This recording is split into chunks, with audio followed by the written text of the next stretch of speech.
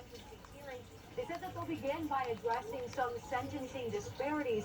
We did start the day by hearing from the prosecutors who said that Combs inflicted, quote, life-changing abuse on his victims and accusing the defense and Combs of victim blaming throughout this case.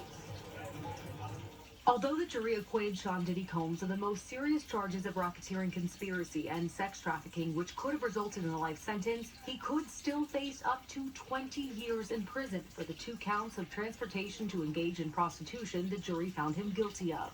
In documents filed in court this week, the prosecution asked for a sentence of over 11 years, writing, quote, a substantial term of imprisonment is also needed in this case because the defendant is unrepentant. The court should focus on the very real effects that the defendant's conduct had on the lives of actual victims, his victims. Meanwhile, Combs' defense was pushing the judge overseeing the case to vacate his conviction altogether or allow for a new trial. The judge denied that request.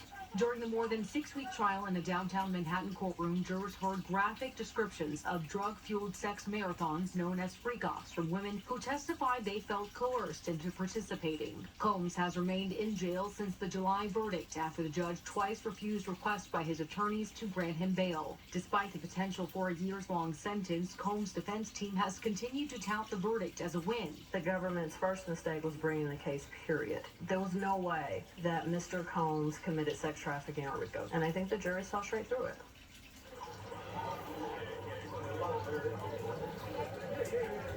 Now, the court's probation department is recommending a sentence between 70 and 87 months in prison for the disgraced music mogul. The judge has indicated that he agrees with that recommendation, but he does have the ability to change his mind with this. Now, meanwhile, Combs himself inside of this courtroom behind us, he appears to be in good spirits, smiling, nodding, tapping his chest, even giving a thumbs up to some of those supporters who are in the courtroom.